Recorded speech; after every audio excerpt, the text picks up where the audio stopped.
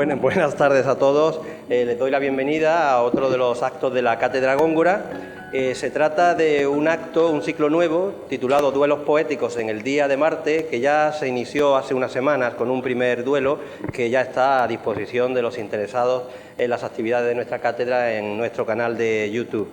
En este caso tenemos el honor de recibir a dos poetas.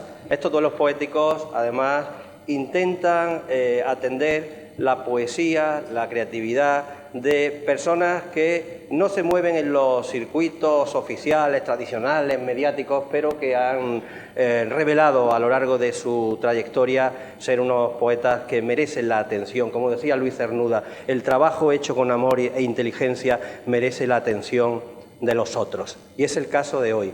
Por si alguien no vino al primer duelo, porque veo caras nuevas, voy a recordarles, y también a los participantes, aunque ya lo saben, el formato de estos duelos. Góngora está siempre al fondo y el inicio del acto es que cada uno de los invitados elige un poema, el que quiera, o un fragmento, si se trata de un poema largo, de Góngora. Lo leen, pueden hacer un comentario muy breve, eso sí, de ese poema, o incluso entablar una breve conversación, y luego llega el meollo mismo, el centro del duelo poético. Y es que a estos invitados nuestros de hoy yo les he pedido que elijan poemas suyos que representen algunas de las claves estéticas o recursos frecuentes en la poesía de Góngora. Eso es relativamente fácil porque, como sabemos, Góngora está influyendo constantemente en las generaciones posteriores. Mi propósito es que sobre estos poemas que ellos van a leer, poemas suyos, haya un debate.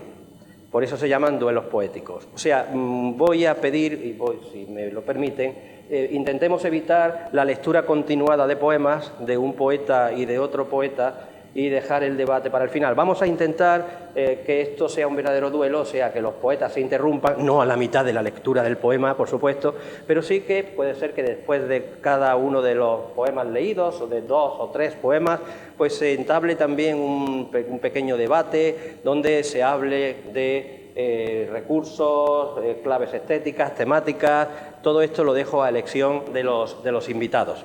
Ese es el formato y luego, como no, después de ese debate alternativo siempre se le da, como en todos los actos de la Cátedra Góngora, la palabra al público, para que el público a su vez pregunte, intervenga, comente, dé discursos larguísimos o haga lo que le apetezca. Es el momento ahora de de presentarlos a los invitados, y yo veo entre ellos similitudes. A pesar de que se van a enfrentar en este duelo, son los dos, así lo opino, creadores de compromiso estético y ético insobornable. Son también escritores de larga y diversa, y esta es una palabra clave en el caso de hoy, diversa trayectoria, de larga y diversa trayectoria. Y ambos son poetas, pero también artistas y también profesores. Y estoy convencido de que cada una de esas facetas no puede ser desgajada de las otras. O sea, esas facetas forman un poliedro indivisible, funcionan todas esas facetas entreveradas. Narceo Antino, que está a la derecha de la mesa, a la izquierda del espectador, es el seudónimo anagrama de José Ortega Torres, poeta y litógrafo nacido en Granada. Es coetáneo del grupo de los Novísimos, pero su poesía comparte con la de Góngora al menos 3 elementos esenciales. El predominio del concepto, no olvidemos que por mucho que se abusara de esa dicotomía falsa de Góngora-Quevedo, culteranismo-conceptismo, el más conceptista de los poetas españoles del siglo de oro es indudablemente Góngora, y su imitador Calderón, obviamente. Pero entonces el conceptismo, ese predominio del conceptismo, la precisión conceptual, está muy presente en la poesía de Narceo Antino y es uno de los elementos que comparte con la de Góngora. También el despliegue de la sensualidad verbal y la predilección por los moldes estróficos clásicos.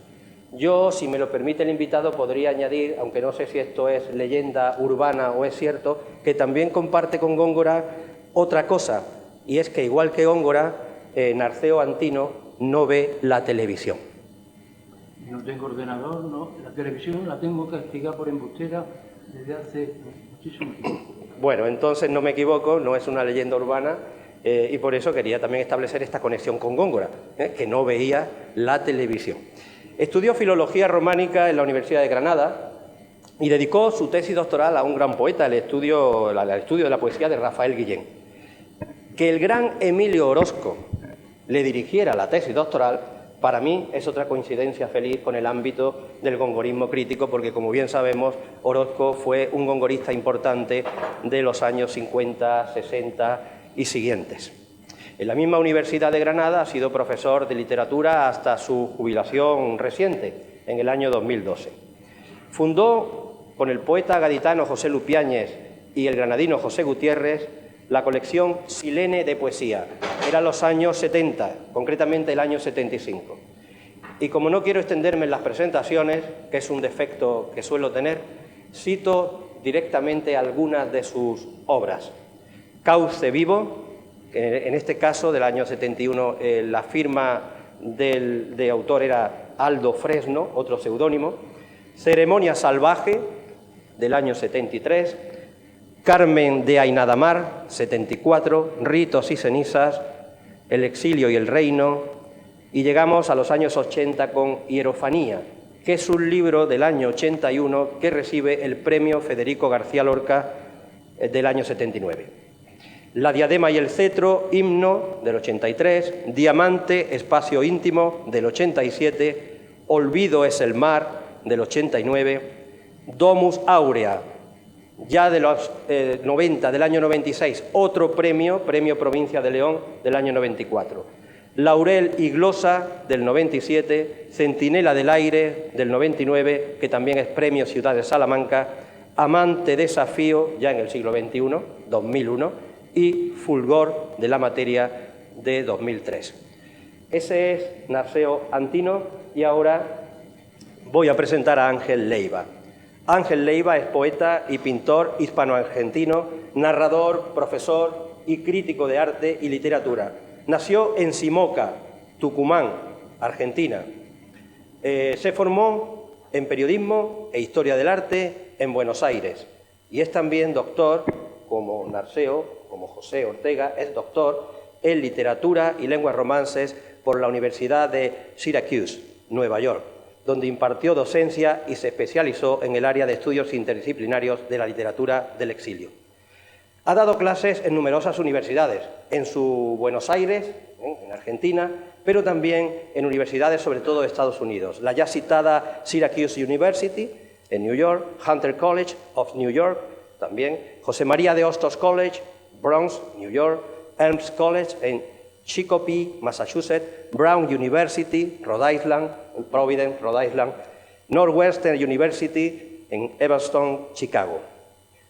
Es curioso porque hemos estado hablando un poco antes, justamente el año que él estuvo en Brown, el año 87, fue el año que yo llegué a esa universidad, en donde estuve desde el 87 hasta el 91. Y luego, curiosamente, tenemos muchos amigos comunes. Antonio Carreño, que fue mi director de tesis, Manuel Abad, que fue mi profesor de literatura en la Universidad de Córdoba, y otros muchos. Lía Schwartz, Lerner, por ejemplo, que estuvo también en mi tesis doctoral. Yo no conocía de nada a Ángel Leiva y de pronto me he encontrado con esta serie de coincidencias también afortunadas. Él ha recibido importantes distinciones. Premio Municipal de Buenos Aires, Dirección de Cultura de Argentina en el año 71, en una época que todavía no era la mala. Premio Internacional de Poesía César Vallejo, de la Asociación de Escritores e Intelectuales del Perú, del año 73. Premio Internacional de Poesía Pablo Neruda, de la Revista Internacional de Poesía de México, del año 74. Se exilió a Madrid, en esos horribles 70 que afectaron a tantos países americanos. Desempeñó su faceta de periodista, crítico de arte y conferenciante allí en Madrid, pero desde hace más de 30 años vive en Sevilla, a cuya universidad estuvo vinculado. También a la Internacional de Andalucía, donde fundó los talleres literarios. Profesor, escritor, invitado por el Centro Andaluz de las Letras, tiene hasta ahora una extensa carrera en las áreas de su especialidad, lo que le permitió también durante años impartir clases de escritura y pintura por toda Andalucía. Es considerado casi un pintor secreto porque conserva una obra pictórica de 400 cuadros. Debo anunciar aquí que próximamente, en mayo de 2016 y 2017, se celebrarán exposiciones de su obra y presentaciones de libros con motivo de los 50 años que lleva al servicio del arte y la cultura hispano-norteamericano-argentina. Como en el caso de Narceo, voy a citar muy brevemente, solo mencionarlos, algunos de sus libros. Es autor de una veintena de libros de distintos géneros, no solo poesía. Podemos citar Del amor y la tierra, 67, Los cuerpos gloriosos, del año 70, en la prestigiosa editorial Losada, El pasajero de la locura, del 71, Cenizas y señales, del 73, Las edades y la muerte, del mismo año, El fuego de las vísperas, del 82, Música en los aeropuertos, del 82, Versión del caos 1 y Versión del caos 2, del 84. Todos estos libros que he citado fueron publicados, impresos, publicados en Buenos Aires y en Brown University Press, o sea, en las prensas universitarias de la Brown University, en Providence, Rhode Island, se publicó su libro Desarticulaciones/Desarticulaciones en el año 85. Esto que acabo de decir y todo lo que verán y oirán ahora representa a nuestros invitados de hoy. Confío en que ellos mismos sean los actores, por eso yo estoy aparte, me voy a sentar ahora, me limito a presentarlos, porque espero que sean los actores y los moderadores también de esta contienda. Una contienda poética, aunque como decía nuestro Séneca, las armas no tienen moderación. No es fácil aplacar ni contener la cólera de una espada una vez desenvainada. Desenvainen, amigos, y empiece el espectáculo. Gracias.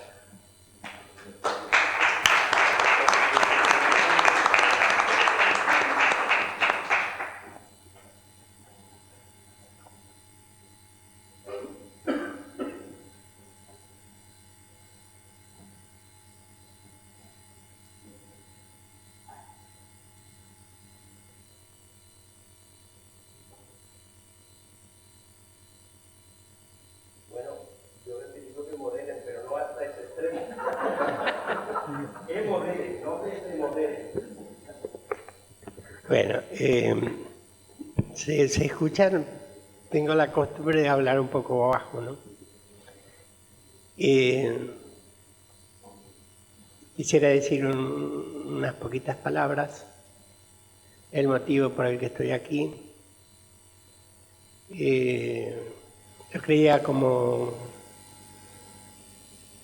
el poeta de Marinero en Tierra que dijo aquello de nunca fui a Granada, que yo nunca iba a venir a Córdoba, viendo tantas cosas de actos culturales que se realizan en esta ciudad, muy querida para nosotros, también hermanada con Córdoba de Argentina, y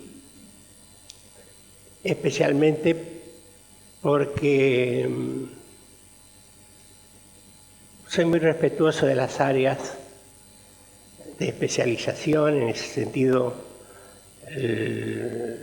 los doctores, los escritores que se han dedicado a la obra tanto de Góngora como Quevedo, su contrincante. Nosotros, Susana, mi mujer, me animó a que pudiera estar. Pero sé indudablemente que también desde ya todo mi agradecimiento para el profesor doctor Rosés y para el motivo seguramente por el que estoy aquí invitado, además, es porque dos poetas, dos grandes hombres de la cultura, como es Manolo aquí en Córdoba y muy especialmente el hermano que yo encontré casi como un hijo, allá lejos,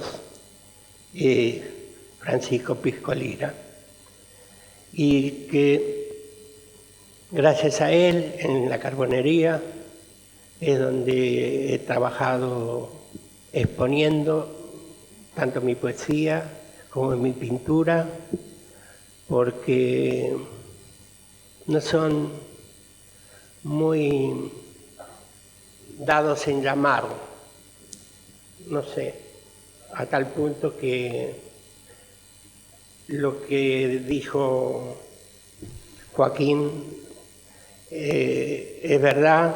Tengo esa veintena de libros, tengo otra tanta cantidad de libros sin publicar, porque, en fin, uno sigue a lo mejor en un exilio perpetuo. Y nada más, solo que una vez que empiece la lectura, tendría que haber dicho que quería recordar una querida pintora nuestra, de aquí, establecida en Córdoba, que ya no está entre nosotros, pero que seguramente hoy especialmente habría estado, y es Toni Soto. Y a ella, como hace unos minutos me entero de la muerte de un gran amigo, poeta Madrazo, en Argentina. Para ellos irá esta lectura cuando me toque el turno. Y a mí me habían dicho que íbamos por el abecedario, entonces,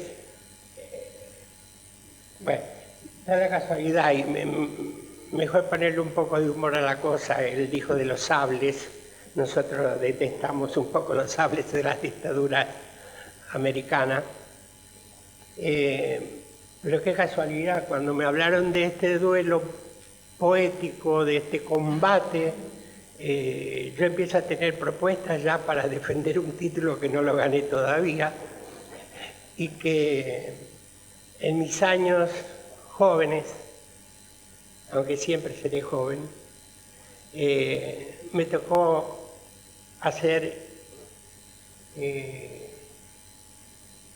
periodismo deportivo y en páginas del boxeo, donde alguna vez también fui aficionado, siendo adolescente. Y bueno, me gustaba esto, pero yo decía que es mejor que ya nos den la pelea igualada a los tantos, ¿no? Para que no haya un perdedor, que seguramente podría ser yo. Entonces, ahora vamos a leer, tú dices que yo lea un poema de Góngora. Está bien. Esperemos que no coincida el poema. Eso es lo que me... Que no nos hemos preparado nada. Me preocupaba. ¿Tú cuál tienes? Yo uno de los mejores. Un soneto insólito. ¿Insólito? Magnífico. Claro, y moderno. Ese es el problema que de una lectura de la poesía de Góngora es tan grande, tan representativa de una época, y también, como ya sabemos, ha despertado en poetas como Cernuda, Lorca, Salinas, tantos otros, para no referirme allá lejos de hace tiempo a Rubén Darío, como uno de los grandes valores de la poesía universal. Voy a leer, no sé, porque si va a haber más de un poema de Góngora para leer. Solo un poema cada uno de los invitados. El orden era alfabético, pero supongo que nació alguno de esos utilizando su letra de orden. No, eso. Porque de pronto ha empezado el libro. Pero bueno, da igual, ¿sabes? Claro. No vamos a discutir por eso.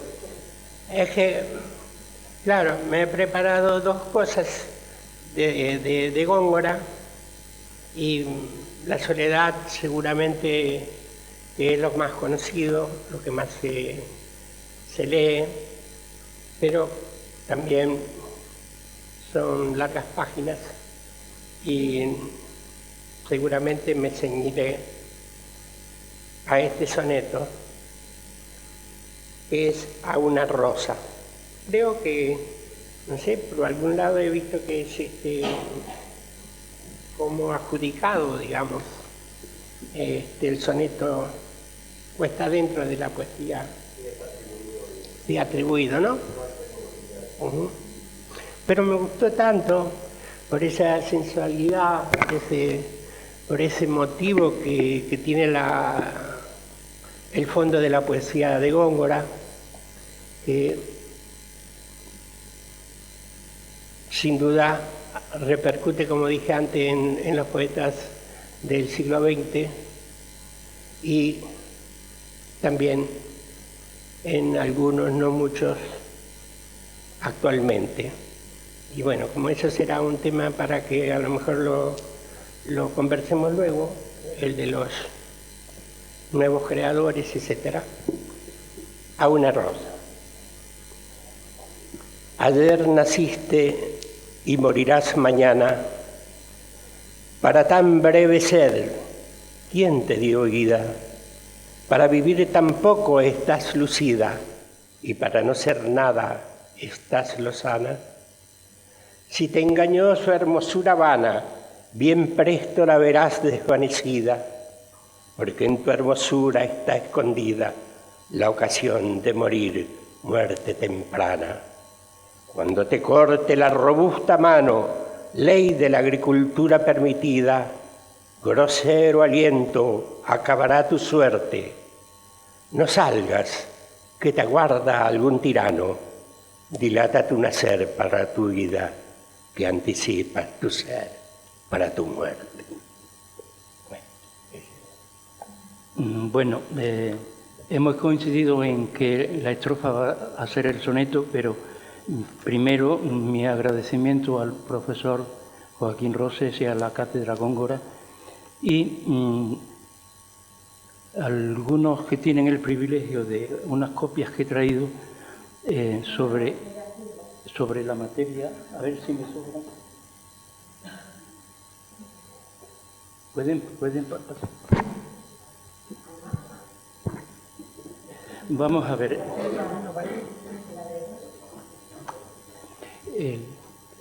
La glosa que tienen sobre el soneto insólito y modernísimo, dialogado de Góngora hacia el hijo del marqués de Ayamonte, que está fechado, tenemos la suerte de la fecha exacta, en 1607, en ese soneto, que enseguida leo, los cuartetos son una traslación del presente de Góngora hacia el marqués y su hijo, amigos de Ayamonte. Estamos en Andalucía,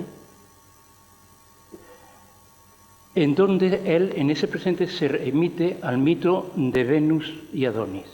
Es un diálogo monologado, enseguida lo vemos. Góngora está hablando con el hijo del marqués, que le ha entrado la afición de ir a la caza, y Góngora le dice que tenga cuidado como Adonis y como Ganimedes. La alusión a Ganimedes aparece en el primer terceto. La alusión, y en el segundo terceto, en el último, hay una correlación de todo lo anterior. Como ya sabéis, el segundo terceto, el último, es el resumen de todo, y si se puede, y en eso Góngora era genial, resumirlo todo en el último verso. Aquí también ocurre. No abusan de hipérbaton, solamente hay un encabalgamiento que es el que crea la dificultad, enseguida aludo a ella. El final, como digo, el remate final, se cierra el último verso del poema aludiendo a los celos de Marte por Adonis, que muere mordido por los jabalíes, cuya sangre serán rubíes, Góngora, y a la predilección de Júpiter por Ganimedes, y en esos dos ámbitos de la fábula, del mito, ya se concentra, se instala en el hijo del marqués, con esa analogía para que huya de la muerte de Adonis y escape del rapto de Júpiter por Ganimedes. Solamente aludir antes de leer el soneto, e insisto en la modernidad del soneto, que está escrito por el vecino de al lado, si es que pudiera ser Góngora. Garzón, mozuelo. Si tenéis curiosidad, iros al diccionario de la Academia a ver ese cruce de garzón del francés y del árabe. Y luego el coloquialismo cercano de mozuelo. Y además mozuelo en rima.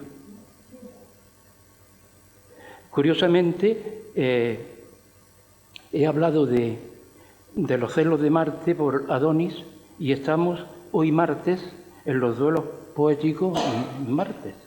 Esto ya es telepatía literaria, ¿no? Aquí hay que quitarse el cráneo, como decía Valle Inclán, en Góngora. Deja el monte, garzón, bello, no fíes tus años de él y nuestras esperanzas, que murallas de red, bosque de lanzas, menosprecian los fieros jabalíes.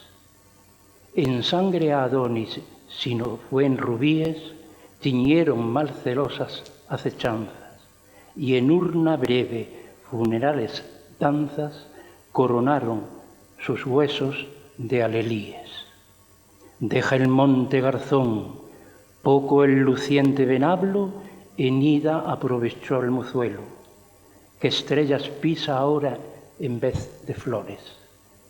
Cruel verdugo, el espinoso diente, torpe ministro fue el ligero vuelo, no sepas más de celos y de amores.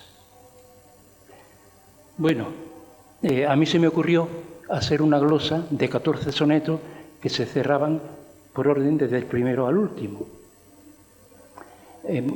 Luego, si hay tiempo, leeré algunos de ellos.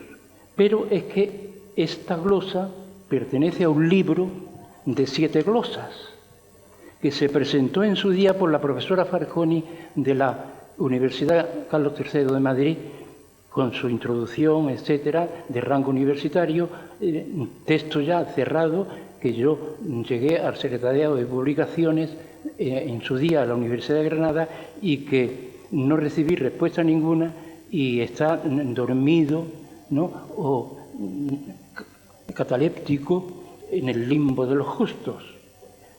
Ese libro, porque es un libro, consta de 7 glosas.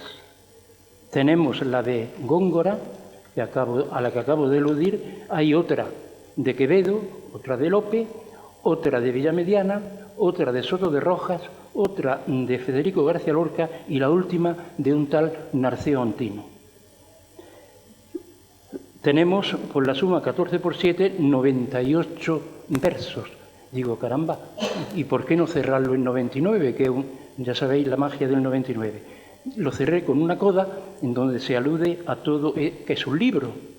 El título del total de las 7 glosas es Dardo en el paraíso. Dardo es el endecasílabo. Y el paraíso rescatando a Soto, rescatando el paisaje de Granada, etcétera.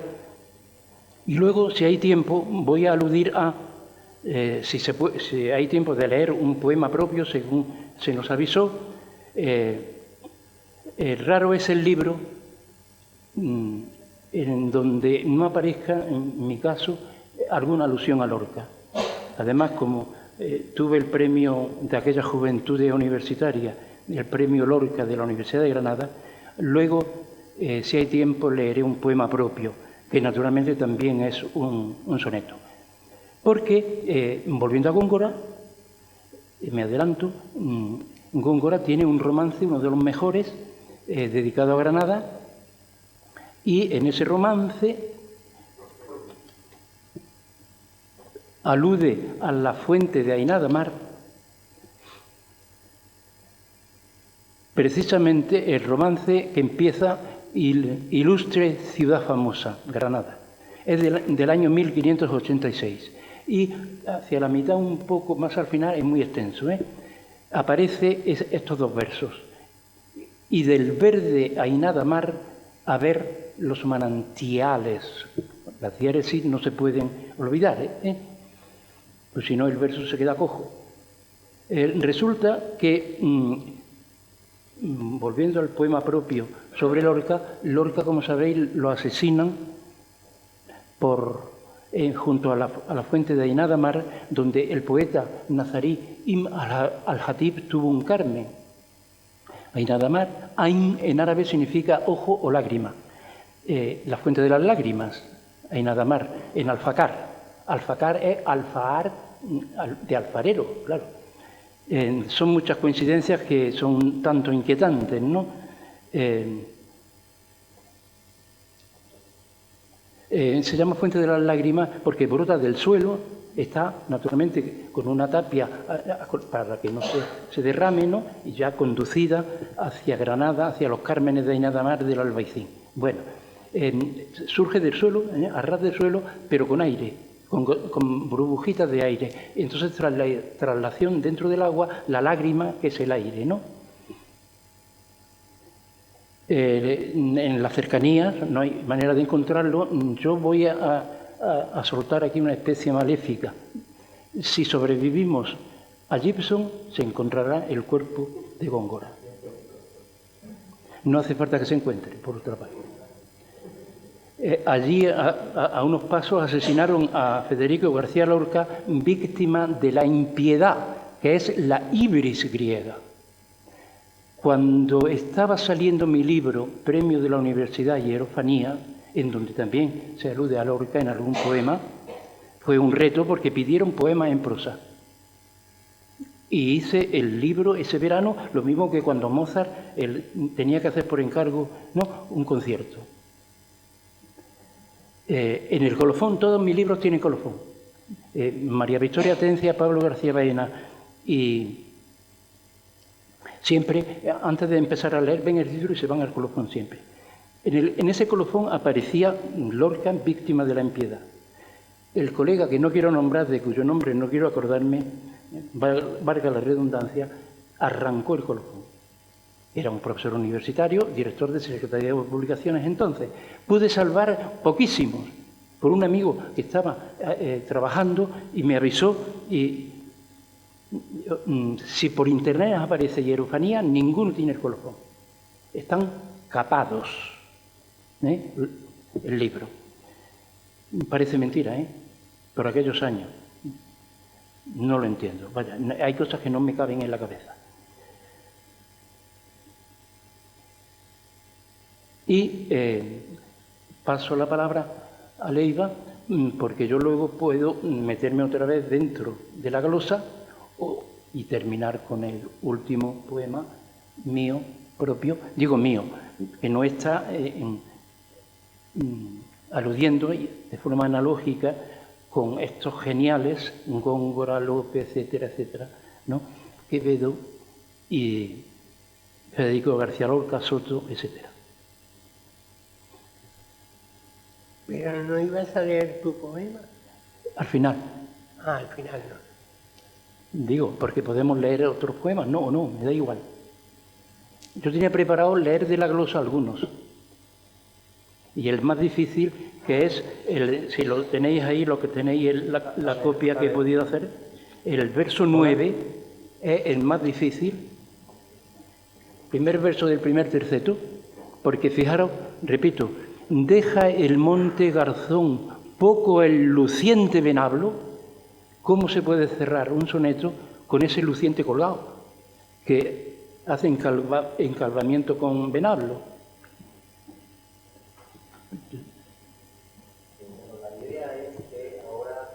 Cada uno lea el suyo propio. Ven. Bueno.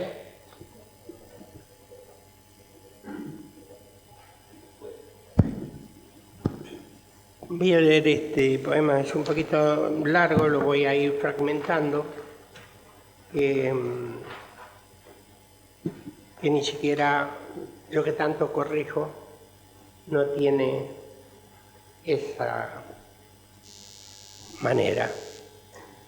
Y tal vez porque me encuentro aquí cerca de la poética gongoriana, en donde las excavaciones de las rocas, los mares y los muros nos revelen el secreto de lo que fue el origen del animal, del hombre, desde billones y billones de años, cohabitando con la naturaleza, el mismo espacio alrededor del fuego y en esa lucha por la carne, o hasta que se descubrió el mercado de las pieles y la ambición humana fue desmedida igual o como ahora, cuando vivimos en una guerra del todo por la nada, y las distancias que alimentan el poder de los unos contra otros se viven acortando en el silencio más callado de la noche por los crímenes desde entonces cometidos en la barbarie de la tierra y el último combate.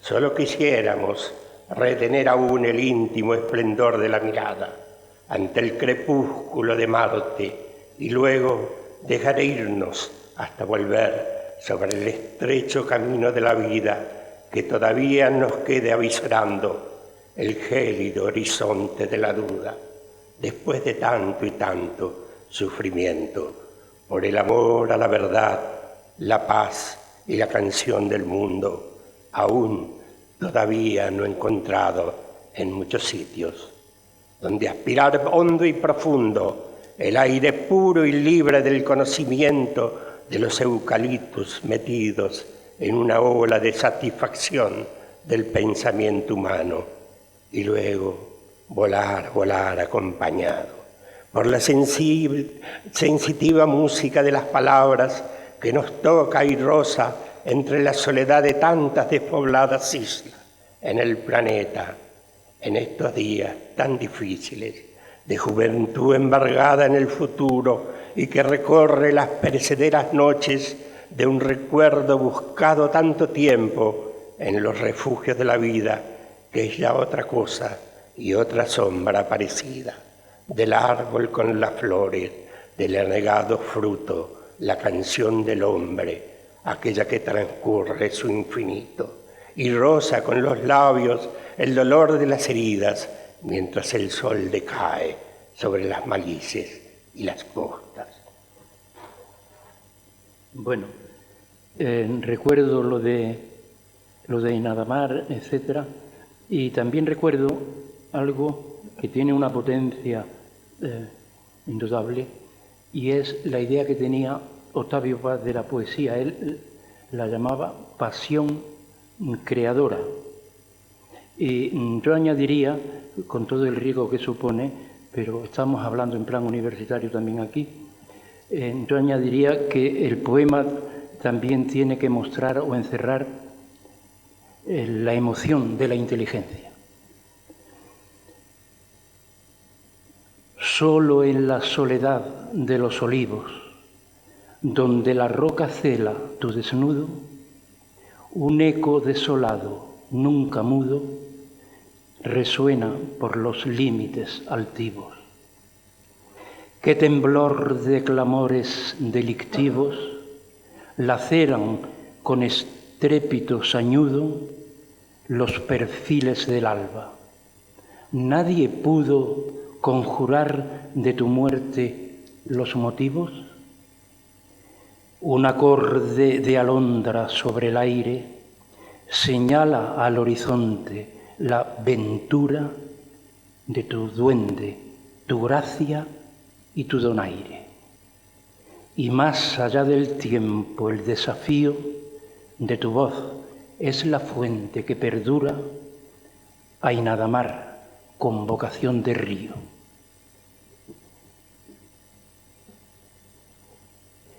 Ya no sé si sigo por esta línea o voy al pasajero de la locura.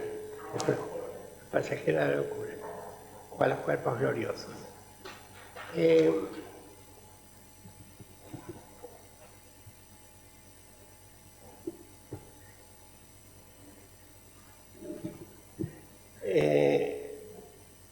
Algo escuché ya no sé cómo si es Freno, Ortega o Antino, que de la emoción de la poesía. De la inteligencia. Que eso precisamente creo que está faltando a la poética más actual o a esa palabrita que es la del compromiso y cuyas resonancias sociales ya vemos que venían desde muchos siglos antes, ¿no?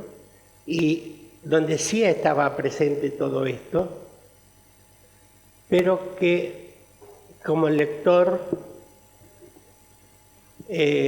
suelo preguntarme, no importa de dónde, de qué lugar, esos poetas que algunas veces leo en revistas culturales y demás, y no la entiendo, no, mucho menos por su culteranismo, ni tampoco por lo que pudiera ser esa poesía que digo, exenta de los sentimientos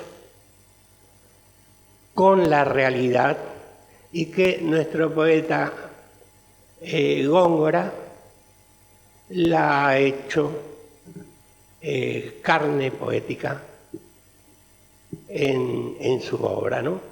Y a mí, en ese sentido, más de una vez me dijeron,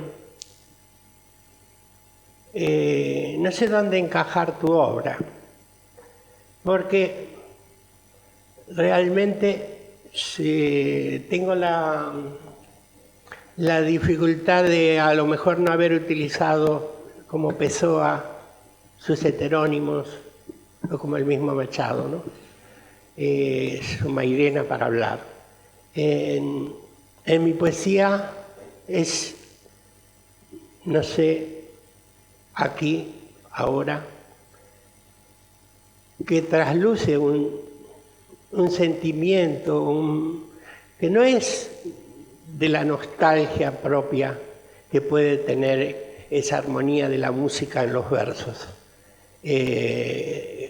porque estoy siempre reclamando ese lugar en el mundo, aunque yo, en cierto modo, al elegir para vivir en España,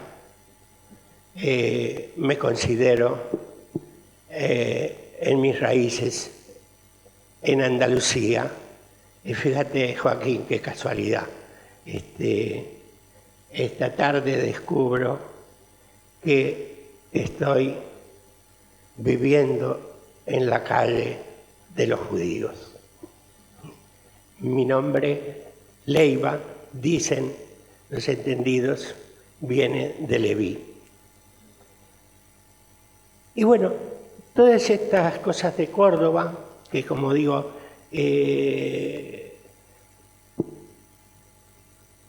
están en la obra de como bien recordaba Antino, no solo de Córdoba, sino de España. Su estancia de Góngora en Madrid lo lleva a escribir alguna poesía también determinante, con ese tono burlesco o irónico y crítico que asume su poesía.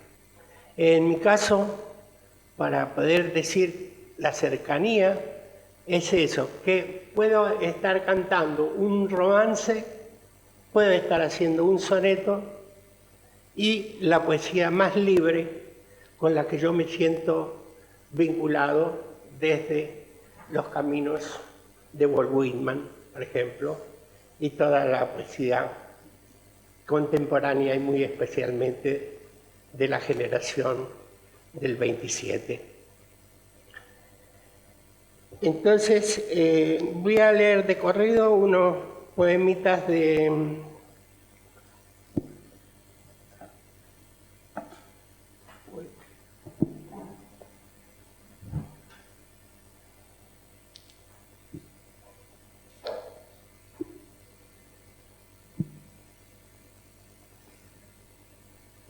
para recordar a nuestro canónigo poeta.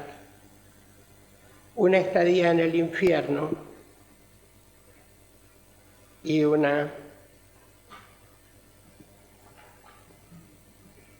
oratorio del convaleciente.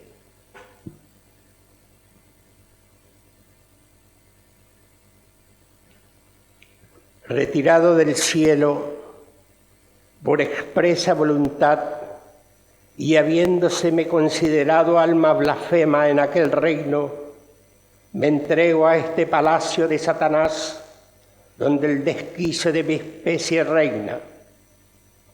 Las puertas de los prostíbulos están emparabiertas a mi corazón de preferido por la tierra.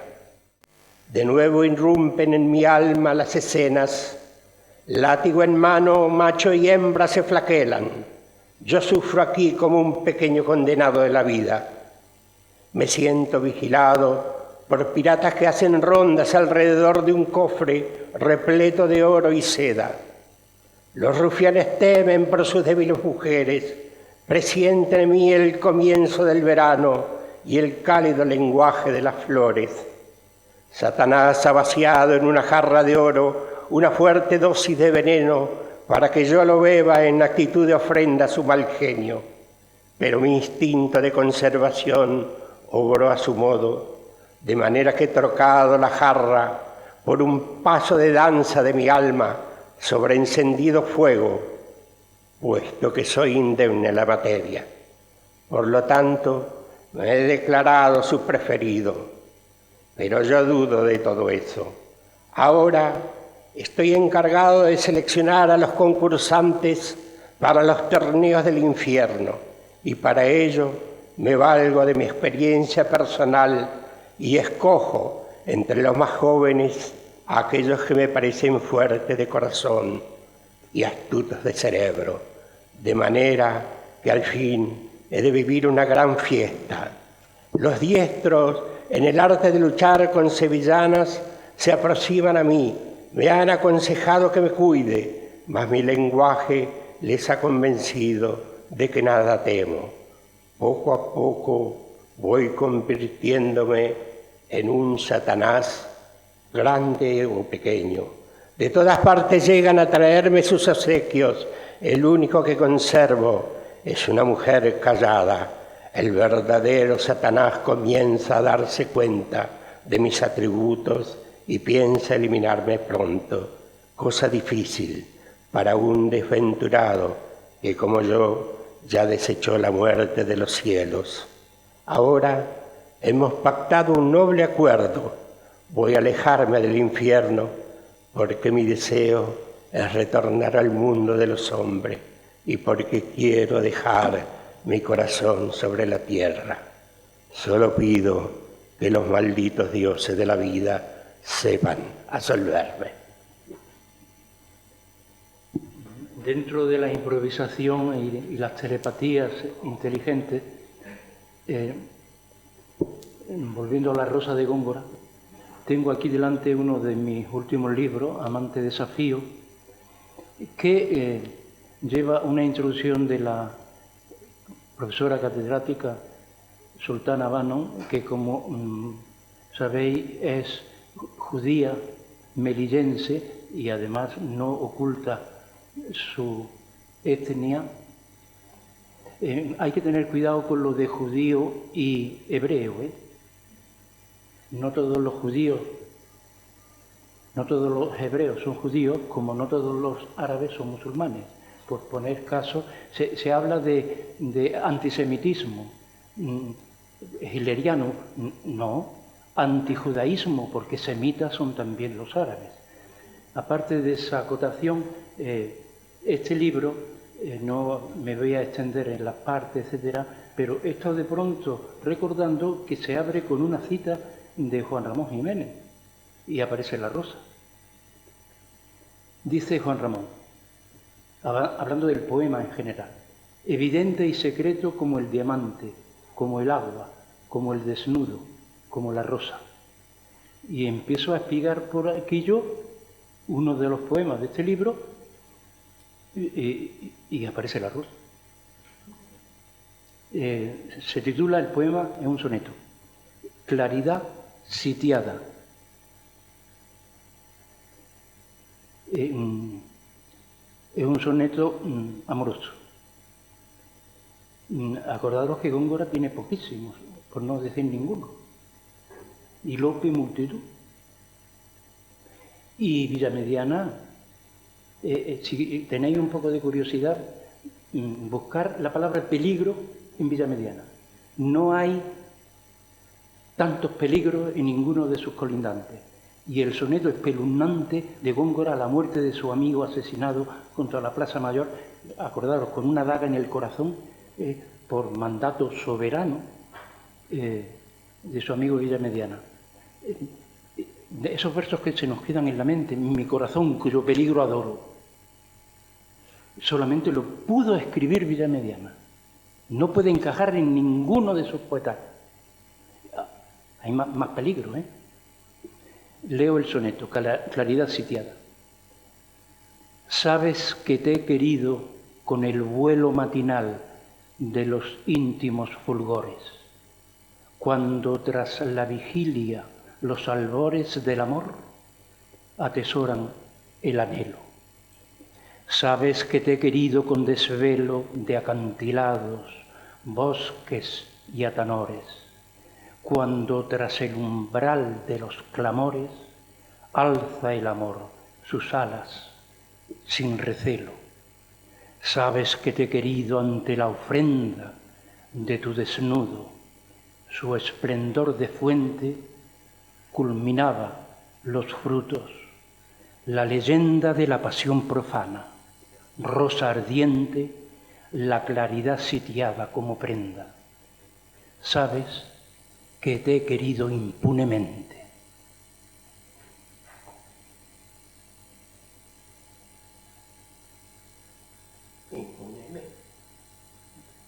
Impune, adjetivo. No sé, Para ponerlo en un marco del diccionario. yo no sé ustedes cómo le estarán pasando, pero realmente me siento extraño porque soy de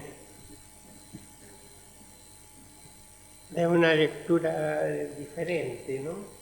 Y Contraste, bueno. entonces,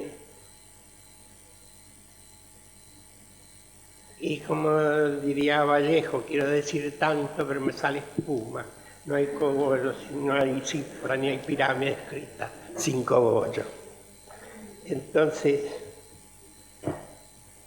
¿cuántos minutos nos quedan? Hemos empezado 4:15 de la tarde. Bueno, depende también con el público. Podemos prolongar unos 15-20 minutos. Y luego preguntas. Contesten. Que es un pobre. Yo contesto Sí. consultando al público. Claro. Democráticamente. 20-25 minutos. Entonces, diríamos que este combate es a 12 o a 15 rounds. Y iremos más o menos por el octavo.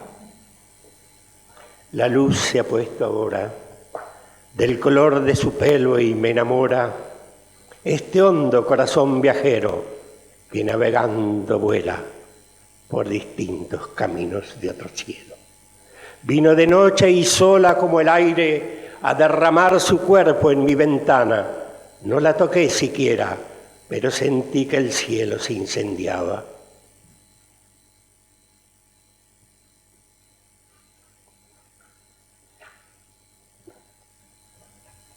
Es más largo, pero Estamos cometiendo algunos crímenes.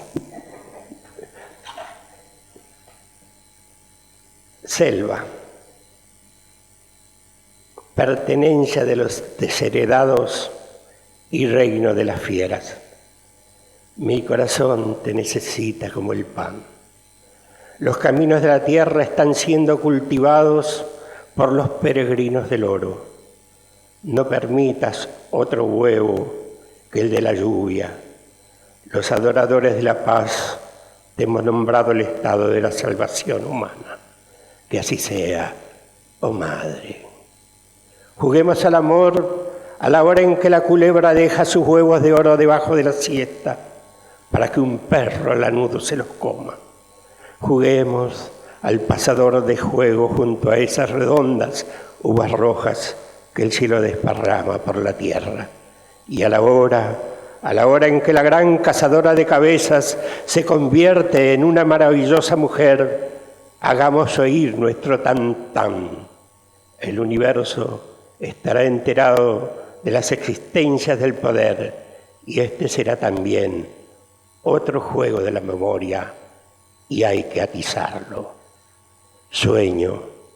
Toda la vida he soñado que habíamos de hallarnos.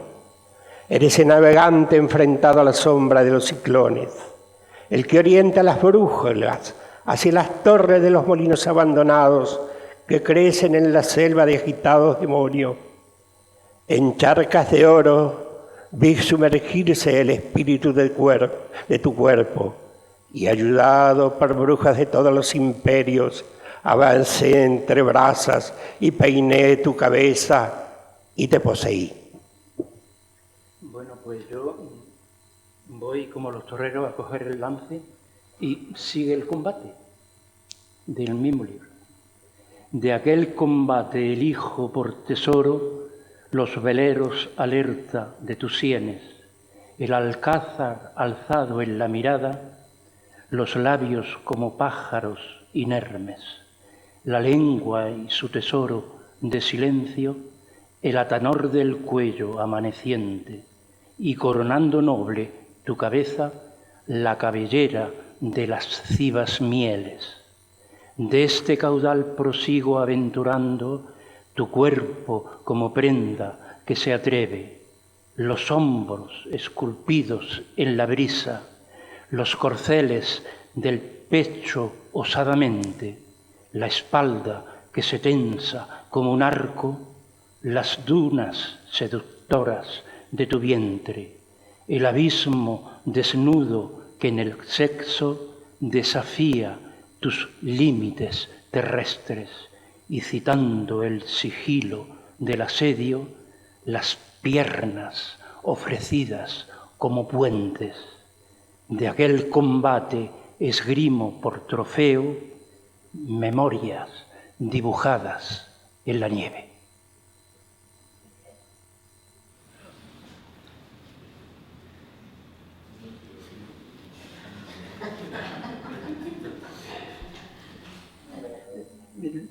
Es que, vamos a ver, se dice que lo breve, cuanto más breve mejor. ¿No estáis cansados? ¿Estáis motivados? Podemos seguir un poco. Antino, y nosotros estamos faltando al formato en el sentido que no vamos explicando nada de nada, porque no hay nada que explicar. El poema se explica solo, ¿eh? La fase de calentamiento ya pasó, vamos a los golpes directos. Yo siempre recuerdo el formato, pero luego cada uno hace lo que quiere. No, es bonito este de combate. Ya lo dije, me empezaron a llover ofertas de distintos lugares del mundo, bueno, muy pretencioso, para que a ver si puedo subir a las cuerdas. Y no sé, Antino, noto yo que es más ducho que yo en esto de la gimnástica del verso. Y no sé qué hacer,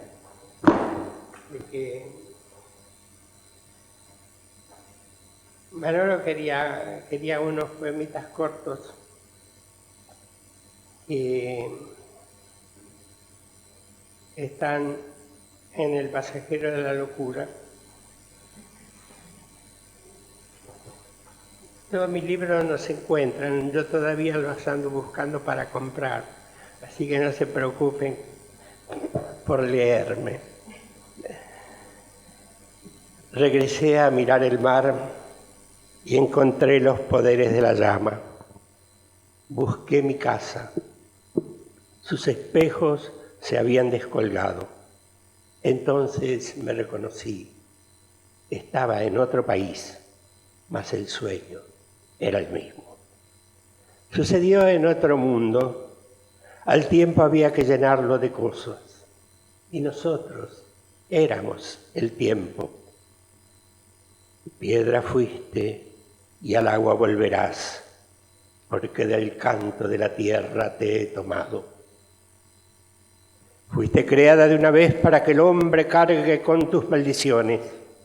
Has entrado en la zona de la mendicidad hasta que la suerte del avaro te transportó a los ciclos del diamante y ya no pudiste reconocer siquiera aquel perro de ceniza que te hablaba. Crecí en la hierba, en los secretos poderes de la noche. Luego fui vendido a alguien que no supo comprar su mercancía. Ahora reinicio la noche como un gran arco de púrpura. Anochece, pero siempre anochece. Mi celda está ubicada donde nacen la sombra de los pabellones y sus victimarios están tocados por un aire de pasión. Monté sobre las alas de un caballo, no preguntes qué clase de caballo, yo monté sobre él para conocer otros hombres y desde ahora mi visión del universo es otra. Madurarás el huevo debajo de tu panza y regarás el llano entre tantas piedras. Habrás de elegirme y yo seré el peor de tus esclavos. Oh sol, sol, eres lo único alcanzable que nos queda. Frío, temerosamente ladrón del aire y de la noche, bajo a tu melena de cachorro y reo el valle de las perdiciones hasta que vuelves a reconocer aquel cuello que viste al pie de una cuchilla y me salvas para que yo herede la muerte de los elegidos. Oh magra condición del amor, esclava de los soñadores de fortuna. Bueno, yo creo que para terminar, para no cansaros, voy a hacer un quiebro dentro del mismo libro Amante Desafío. Es uno de los poemas que más le interesaron a la profesora Sultana Bannon y que alude en la introducción. Sería un poema existencial. A través de un tópico, como es el ajedrez, en analogía con la vida humana, el juego de la vida, en el tablero. El ajedrez del tiempo escenifica las piezas del azar furtivamente. La infantería elige paso a paso privilegio en la lid y sus cuarteles, alfiles de ilusión amenazada y torres asediando atardeceres. El galope atrevido por el bosque avanza con sus ágiles corceles. La reina del amor vigila alerta estrategias de vértigos aleves. Pues desolado en íntima celada, el acecho atenaza al rey inerme.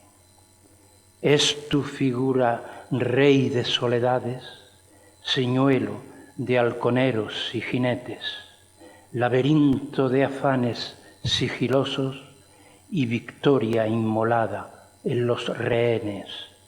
El ajedrez del tiempo deshabita laberintos, marfiles y dinteles. así el tablero frágil de la vida, en blanco y negro, su destino teje.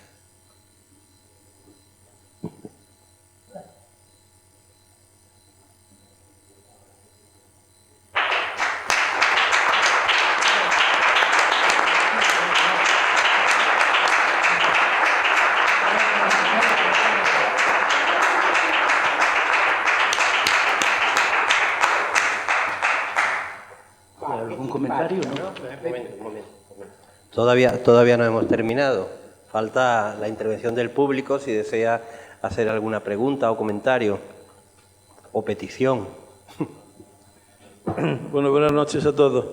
Yo, en primer lugar, quiero mostrar mi satisfacción y mi alegría por reencontrarme con Narceo Antino. Narceo, del cual tengo yo libros de los 70 perdidos, pero que recuerdo sus poemas.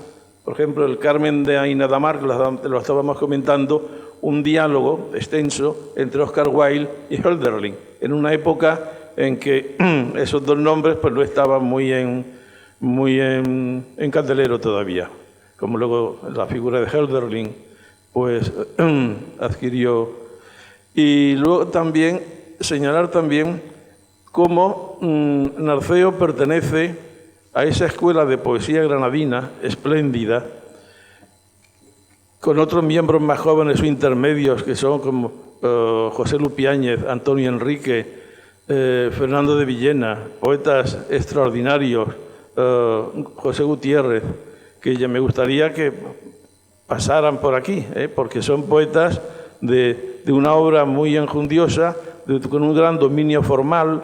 Todos estos poetas nazaríes tienen un dominio extraordinario. A mí me ha recordado el soneto que ha recreado, que Góngora recrea el mito de Adonis, un verso que a mí no se me olvida en el poema de otro gran poeta granadino del 18, José Antonio Procel, discípulo de Góngora, a la muerte de Adonis, la sangre derramada, Adonis, preciosa copia de Corales pierde. Esa muerte de Adonis en Porcel es una maravilla. Y a mí todos estos poetas nazaríes me recuerdan pues, el esplendor de la palabra lírica, el esplendor del agua, el esplendor de las fuentes de Granada, la sensualidad y al mismo tiempo un cálido latido de amistad, a la vez que un dominio formal extraordinario, como el gran Soto de Rojas, de los cuales ellos son discípulos. Yo quiero mostrar aquí mi satisfacción y mi alegría por reencontrarme con Narceo Antino en este momento, en esta noche. Yo quería preguntarle a Antino que he visto Lorca y Góngora. Lorca, has bebido mucho de Lorca, tanto como Góngora, o más uno que el otro. ¿En qué aspecto? ¿Y cómo ves el amor? Veo que tratas mucho el amor, que me gusta mucho tu poesía. Tengo que decir que tiene una riqueza de contenido y de forma que me ha sorprendido y no te había leído, no te he leído, pero me ha gustado.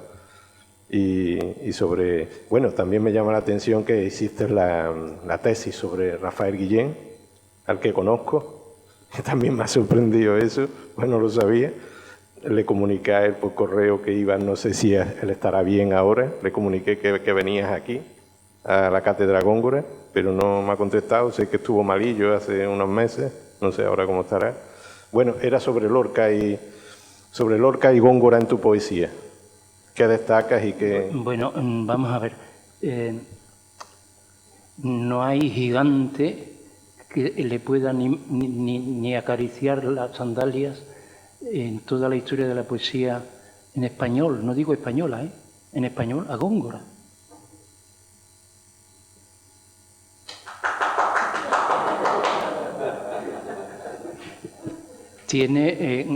Federico tiene una conferencia sobre Góngora, si no recuerdo mal, ¿no? Aunque su poesía sea muy distinta, ¿no? Pero vamos a ver, si uno se toma un poco en serio esto del arte de la palabra, tiene que tener una responsabilidad, ¿no? No como la folía de la excrescencia y la fofa pestiventralidad, que la he sufrido en el departamento, ¿no? Voy a hacer un paréntesis. Me decía Pablo cuando estudió el doctorado conmigo, con una imagen genial como tanta suya, que en mis clases se perdían. Dice, a ver, pero ¿por dónde va el profesor Ortega? ¿Por dónde va? La imagen de Pablo es muy buena. Dice, eran como las varillas de un abanico, pero que luego se juntaban en el nudo. Luego, bueno, a veces como Santa Teresa yo tenía que decir, bueno, ¿y qué estaba diciendo, no? Perdonadme que me haya divertido. Decía Santa Teresa, divertido, distraído, ¿no? Entonces, y ya empieza a irseme el hilo otra vez. El paréntesis, Narceo Antino, para sorpresa mía, no es seudónimo, es anagrama. Si yo dijera algunos anagramas aquí ahora en público... Tú no ves la televisión, Narceo, pero esto se está grabando. Te lo digo solo... Sí, no, es público. No. Claro, libertad, estaría bueno. Libertad de inteligencia, de palabra. Vamos a ver.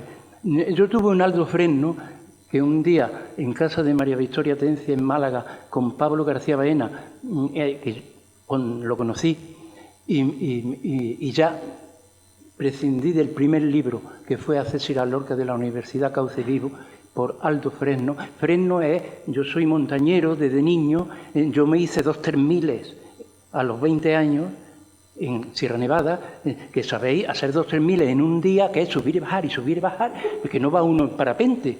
Aquella noche no pude dormir de la tensión muscular. Bueno, por una vereda que se llama la vereda del Fresno, y lo del Aldo espíritu, latín italiano, no porque haya aldos en Italia. Bueno, y de pronto empecé a hacer el anagrama, que como sabes se cogen las letras del nombre, se meten en la costelera, después a ver qué sale.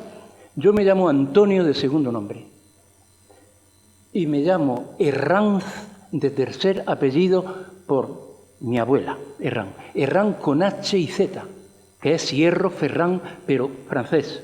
Y si nos vamos a los alquimistas del hierro medievales y antes de medievales, de la edad del hierro, imaginar la historia que puede haber ahí secreta.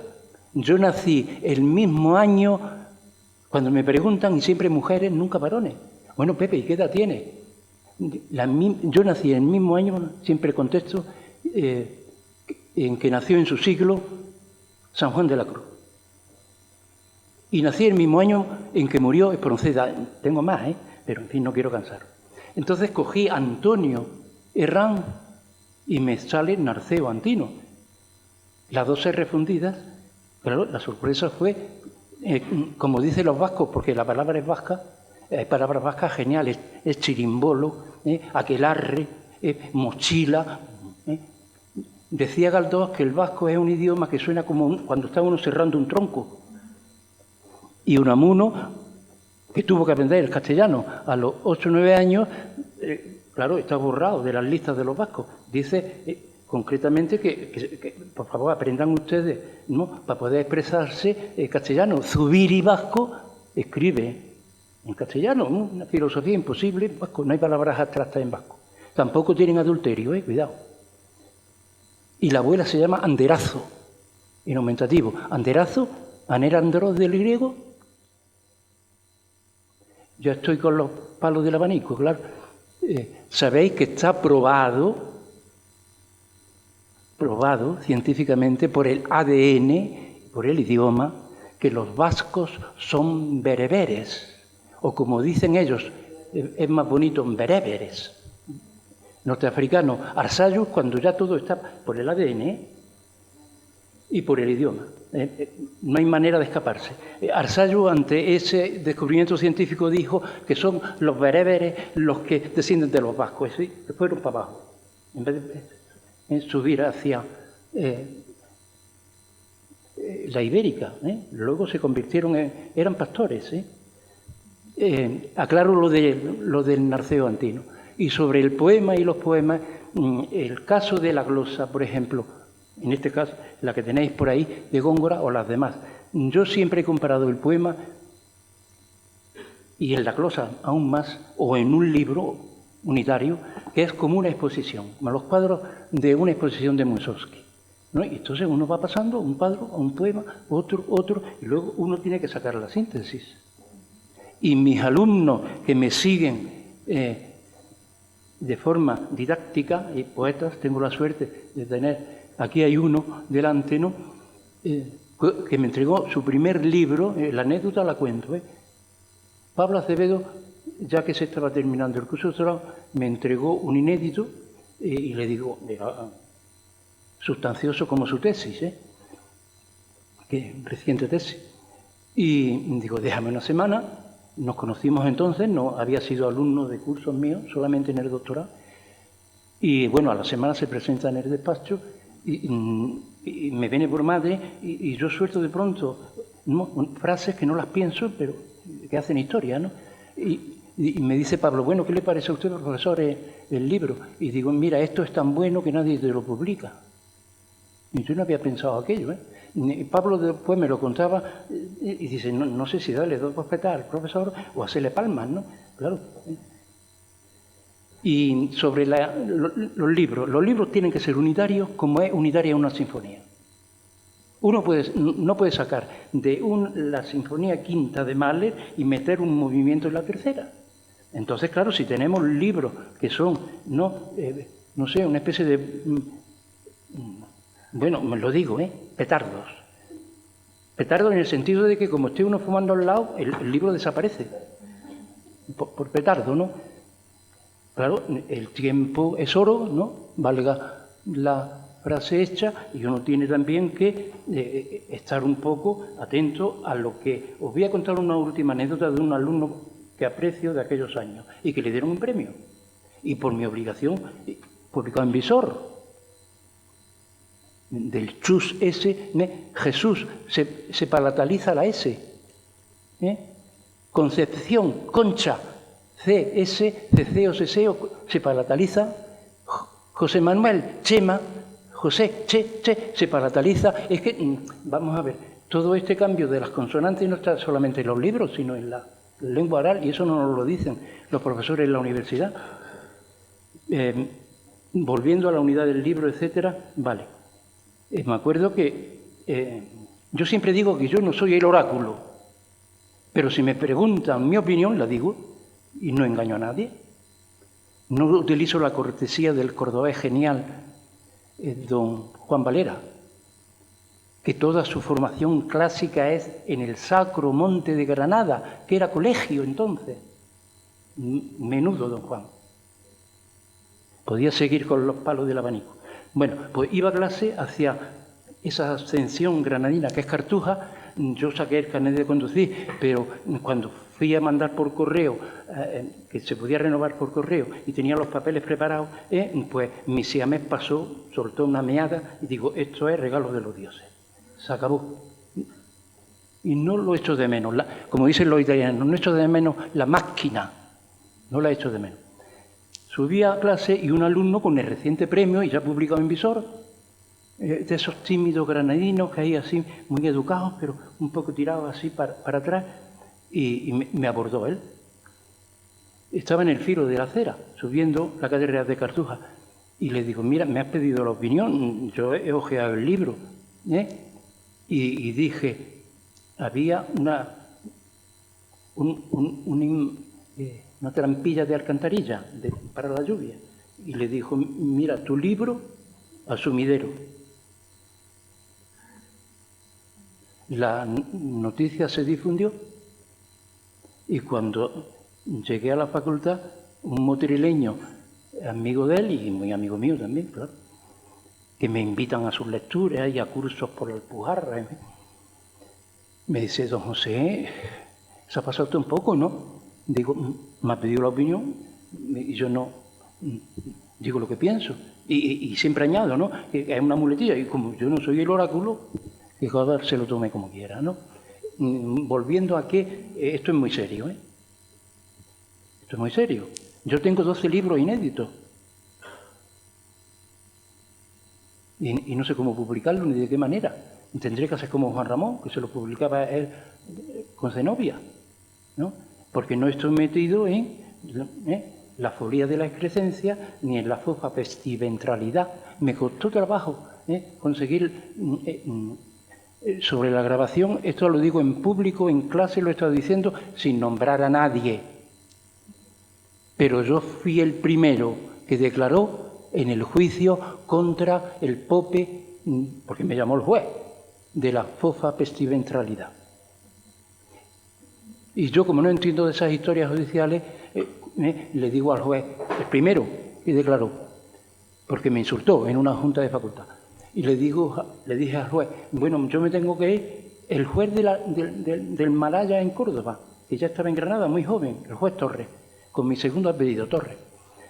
Torres existe en Marruecos, en el norte de Marruecos. Y hay en Granada Vázquez Marruecos. Yo no conozco ningún Mohamed España. Es curioso eso, ¿eh? Otro palo del abanico. Y os voy a contar una anécdota porque lo aprecio mucho y como es público, los juicios son públicos, se prejubiló un gran poeta, y además sobrino nieto de Dors, Miguel Dors, profesor de gallego, catalán, no, pero gallego de nacimiento, profesor en la universidad. Y ya sabéis que el juez va llamando a los testigos, ¿no? Los llama, pero están fuera y van entrando por orden, de manera que el que entra no sabe lo que allí se ha dicho. Voy a contar lo de Miguel Dors porque es antológico y no cuento otras más personales porque son peliagudas. Insisto, es público, lo que estoy contando es público. Y el defensor de Forte fue insultado también, a mí me insultó estando fuera. En el momento que salía de la Junta, me insultó. Es decir, en ausencia y cobardía. Cuando entró Miguel Dors, siempre el abogado defensor, es decir, el que iba contra el Pope, el anagrama de ese Pope es un petardo mosca gili.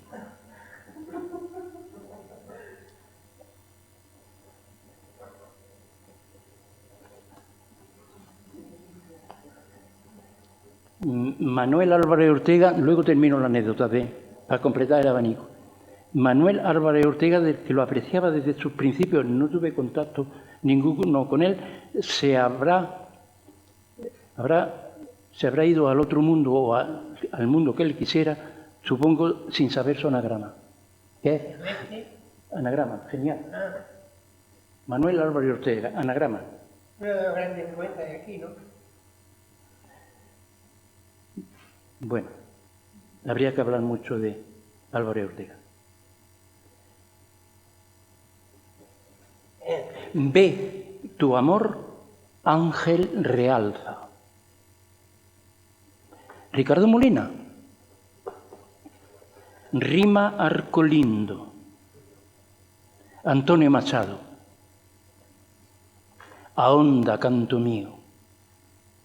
Luis Cernuda. Cunde su lira. Sorpresa, Rafael Alberti. Rafael Alberti tiene 3 libros geniales, sobre los ángeles, los retornos de lo vivo lejano y a la pintura. Con eso ya puede estar, ¿no?, coronado. Pero claro, lo anagrama, cuidado que se puede conseguir otro, pero no sé. Rafael Alberti, La fiel Barreta. Federico García Lorca, Fragor o delicia cerca.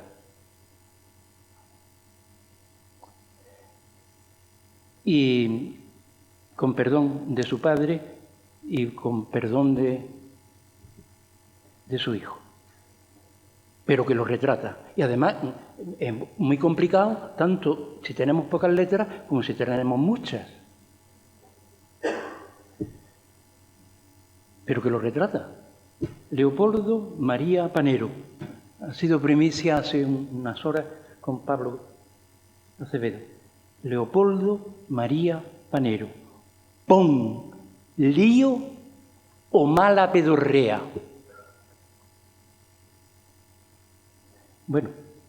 Bueno, ¿tienes el de Luis de Góngora? Termino la anécdota y ya está. Sí. Con Miguel Dors.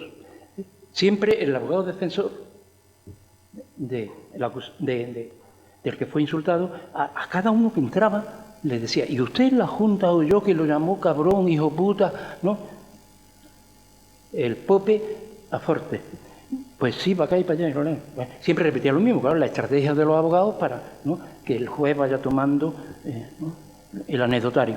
Llega Miguel Dor, que como sabéis era adicto. Entonces parece que no, pero desde sus años jóvenes al Opus.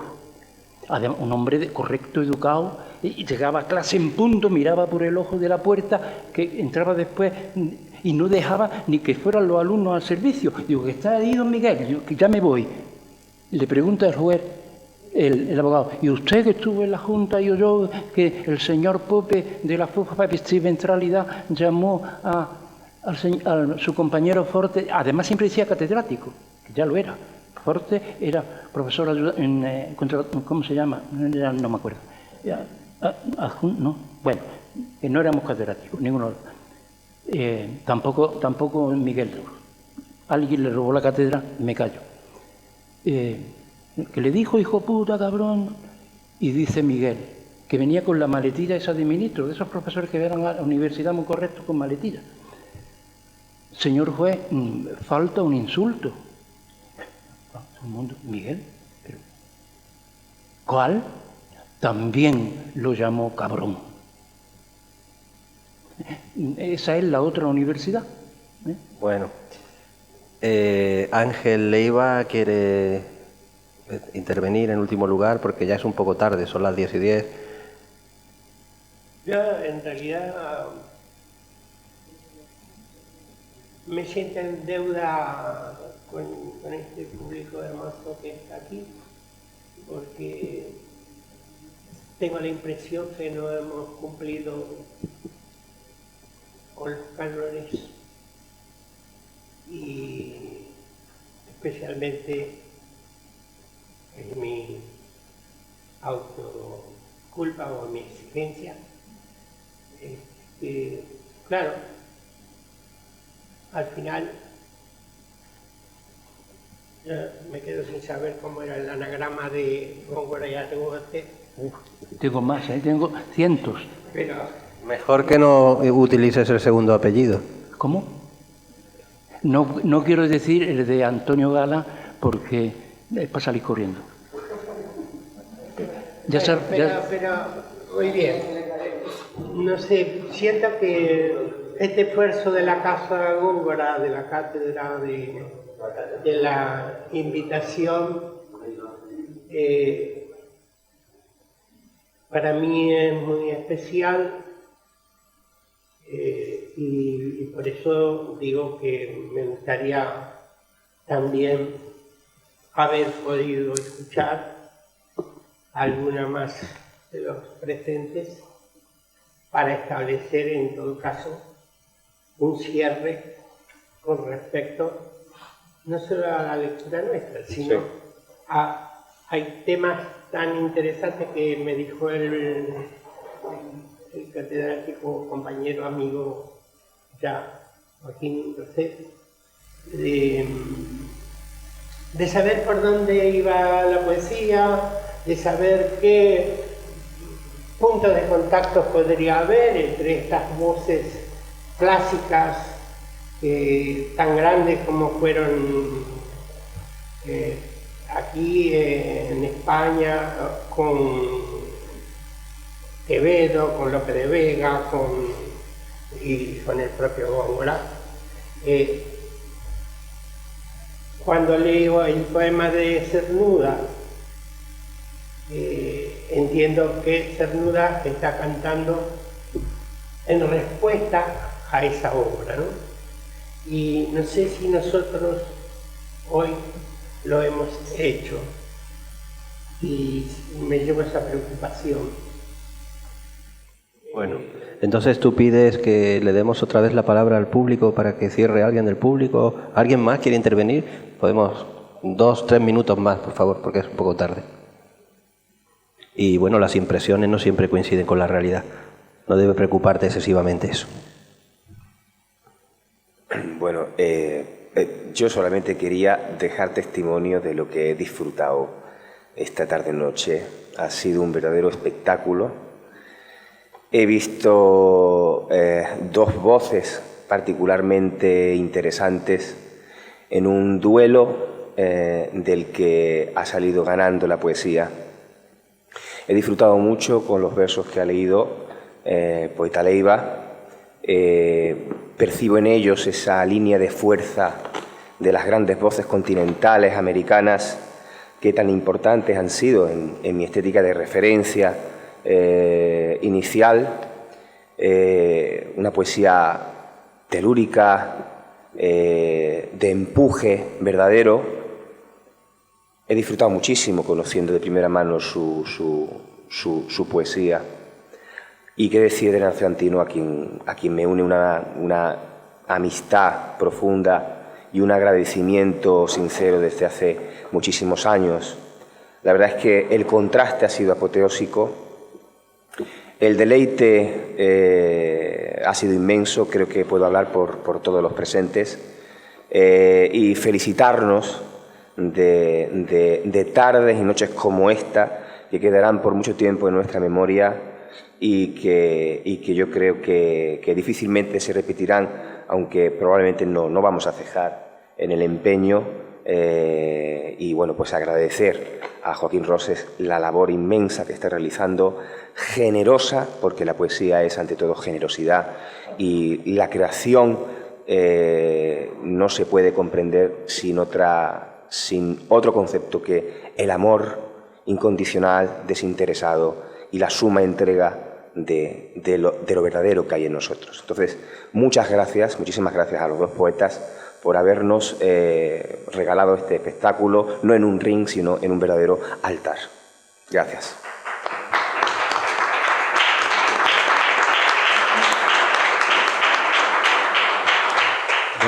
Solo me queda agradecer al público su presencia aquí hoy.